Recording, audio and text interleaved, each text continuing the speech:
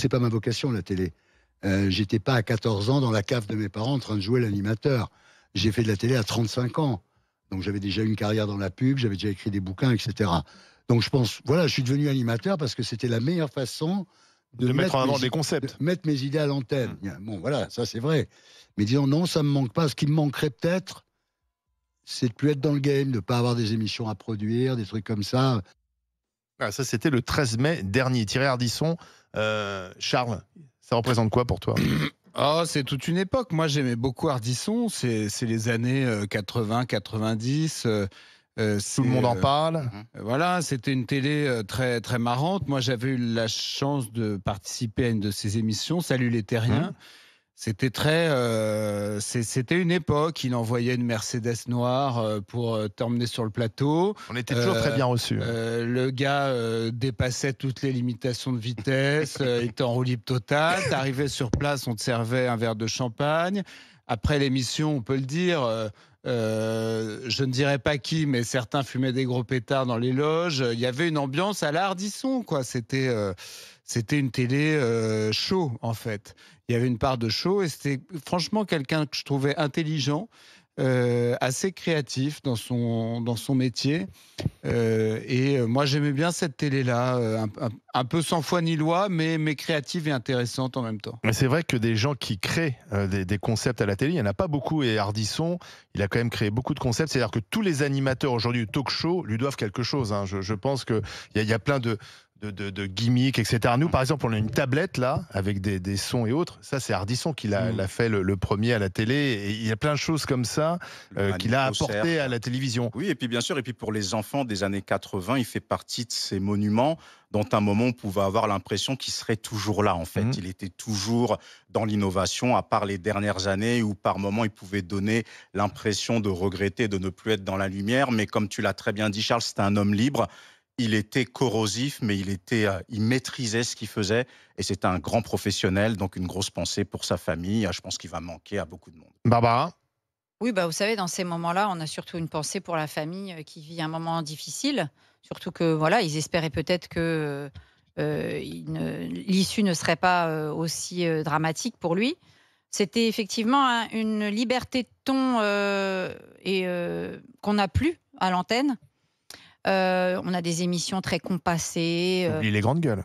Oui, non, mais je parle de ces grands talk-shows du soir, par exemple. Parce que Ardisson, c'était les talk-shows du soir. Oui, c'était la bien sûr. deuxième partie de soirée. Le samedi soir. Vous avez vu les deuxièmes parties de soirée aujourd'hui? Voilà, Tout le monde en faisait parle. venir des grandes stars justement, dans ces émissions. je trouve que Lunettes noires pour une nuit blanche. c'est un petit peu à la fois triste qu'il ait terminé justement dans une de ces émissions de deuxième partie de soirée tarte à la crème, où on sort toutes les banalités des derniers salons parisiens.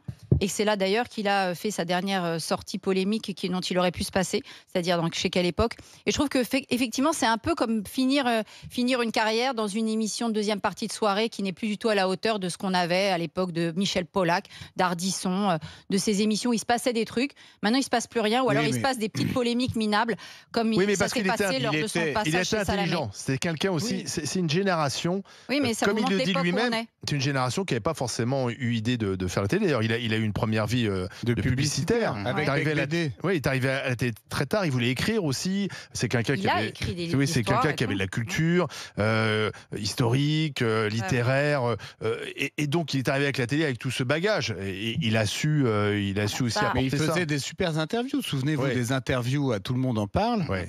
Il savait mener des interviews. Il savait tirer des choses de ses invités. On en parlait le lendemain. Il avait beaucoup de talent. Et alors Laurent Baffy en sniper. Avec Baffy qui était le meilleur sniper qui soit. Bon. Et il était très amoureux d'Audrey Crespo-Mara. Il en parlait tout le temps. Dont il parlait absolument tout le temps, absolument. Et on pouvait les croiser rue de Rivoli, tous les deux, parce qu'ils habitaient là, couple glamour. Donc c'était le glamour, c'est une époque tout ça. Alors Barbara dit oui, finalement il est à quelle époque à dire je ne sais quoi, etc. Il est comme ses invités. Il y a des moments où ces gens-là montent, sont des stars. Il y a des moments où au contraire ils redescendent. Et ça fait partie du charme de cette industrie-là. Pour moi c'était vraiment le showbiz 90s dans toute sa Mais il y a plus splendeur. ça. Une Et autre croyez-moi époque. que c'était une belle chose. Oui, mais Et- tu n'as plus aujourd'hui une émission de transgression. Mais il n'y a sur plus de aucune showbiz chaîne, rien maintenant, il y a des D'ailleurs, influenceurs. Mais lui-même le disait. Il y Il a plus de disait stars aujourd'hui. il y a plus de disait, stars, il y a il plus rien. faisait venir toutes les Il y a stars plus rien. à son Exactement. plateau. Et aujourd'hui, il n'y a plus ces gens-là. Et alors, c'est amusant pour le clin d'œil, et je pense que ça lui aurait plu. Il meurt un 14 juillet. Lui, il était royaliste. Il avait toujours défendu l'idée qu'il voulait un monarque, un peu comme il y a un monarque en Grande-Bretagne ou dans Oui. beaucoup d'ailleurs de pays européens. Monarque qui ne gouverne pas forcément, mais qui représente le pays. Donc, il était très monarchiste. Et il meurt le jour où on fête justement la Révolution française. C'est Et justement, un bon petit clin Là, je vais d'œil. te dire, les années 80-90, c'était une époque où un grand animateur télé, un grand producteur de télé pouvait par ailleurs Assumer, avoir oui. ce genre d'opinion et faire quand même carrière. Aujourd'hui, tu crois que tu vas faire carrière avec une émission en disant que tu es royaliste? Oui, Ah bah, il aurait été excuse-moi, hein. traité Ça y est, d'extrême t'es extrême droite, exactement. machin, Ouais. catho, bidule. Alors, il était catholique aussi, Oui. il assumait ça, mais aujourd'hui... Et il l'assumait, il l'a Ah bah, écrit. aujourd'hui, excuse-moi, il aurait même pas le droit d'ouvrir la bouche et de produire une émission de Et puis télé. l'autre chose aussi, Il n'était pas politiquement correct. mais voilà. Ah bah voilà. il parlait à toutes les couches sociales, Oui. c'est-à-dire que son public était très divers en fait, et il savait justement nous rassembler autour de ce côté corrosif. Il maîtrisait, c'était vraiment un homme de maîtrise, et cette liberté va beaucoup nous manquer, comme je le disais à l'instant. Ouais, comme Michel Pollack nous manque, comme voilà, toutes ces... Moi, j'ai grandi avec droit de réponse et Qui franchement, incarnait aussi une c'était culture, autre chose, hein. voilà, malgré la déconnade, il y avait ouais, mais beaucoup de c'était là qu'on culture, t'apprenait il y la avait- culture il y avait politique, exactement. la caricature, Exactement. rire de tout, Exactement. être dans le second degré, Oui, l'humour mais alors noir, le ça, mordant. justement, le Voilà. second Ah bah degré ça, à la c'est fini, ça. Ardisson, je suis pas Finito. sûr qu'à l'heure des Bah, réseaux il n'était pas sociaux, très contemporain. à l'heure des réseaux sociaux et de la victimisation souviens-toi. permanente des gens, de la génération française, je suis pas sûr que le second Et puis, degré d'Ardisson, Oui, ça mais passe encore. Ardisson, Souviens-toi c'était un aussi que vrai c'est- français, parce que sans vouloir te couper, les blagues Il pour arrête pas de lesquelles on couper tout le accuse monde en les disant, gens sans vouloir te d'extrême couper. droite ou autres, c'est des types de blagues que l'on fait en off, Oui. en réalité, Oui, mais ce tu fais côté plus la télé. corrosif. Voilà, mais pourquoi on n'ose plus le faire aussi? Parce qu'on se soumet à un certain dictat aussi. Mais je parce que pense. tu as une asseuse qui va râler, Regarde. parce Ah bah qu'il y a des oui, gens qui mais- vont mais se sentir souviens-toi- C'est offensés. pas ça, il a eu sa fameuse polémique avec le prénom, c'est chez Ardisson, Oui, c'est- Corinne. oui. Absatou. Ah oui, c'était Absatoussi. Salut les Terriens, Eh ben, Éric Zemmour. Absatoussi, elle a participé aussi à la fin de cet esprit corrosif en prenant la mouche pour une histoire qui n'était qu'un débat autour de son prénom. Et ça va, elle nous en a fait tout un fromage. D'ailleurs, elle a plus de carrière et on se souvient d'Ardisson et pas d'elle. Charles. C'est avec Zemmour qu'elle avait eu le coup. Oui, Oui, bah, c'est ça, avec c'est Zemmour, pas- c'est c'est pas pas avec Pas Ardisson. avec Ardisson. Euh, Ardisson, ça l'amusait. Non, mais il était par exemple d'un féminisme de son époque. C'est-à-dire que, quand même, ces émissions consistaient à avoir souvent des jeunes femmes très belles, habillées de manière fort peu couvrante, et qui étaient là pour exposer Ouais, leur, bien, c'est- pour exposer leur plastique. Moi, je vous dis, c'est une époque, mais il y avait effectivement plus de liberté, notamment sur les vannes.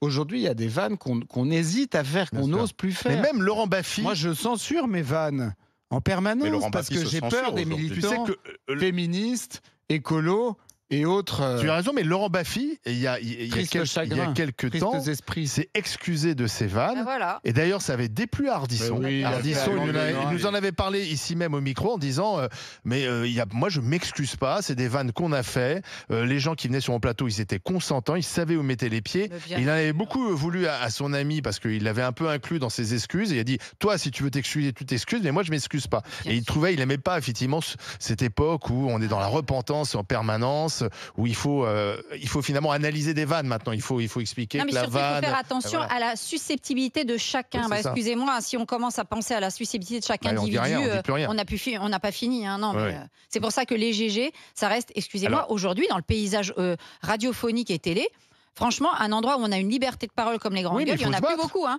Il faut Bah, se battre. Oui, Je peux et te dire que la c'est un dernière combat a été- permanent à l'extérieur et à l'intérieur. hein. Et n'oublions pas, moi je suis désolée, je le rappelle toujours, qu'on aime ou qu'on n'aime pas, c'est pas le problème. On vit dans un pays où on a fermé une chaîne et où on a fait fermer une chaîne à cause d'une émission de télé qui était TPMP. Donc excusez-moi, ça veut tout dire. Donc si on peut plus faire TPMP, Ardisson encore moins, et droit de réponse encore moins. Franchement, ici c'est le dernier îlot de liberté. hein. Et alors, c'est la fameuse aussi phrase, sucer, c'est tromper, posée à Michel Rocard. Il fallait quand même Trop oser drôle. le faire. Bruno Jeudi Et est Rocard avec qui nous. répond non. Oui, Rocard qui C'est répond. ça le plus génial. Il aurait pas dû répondre.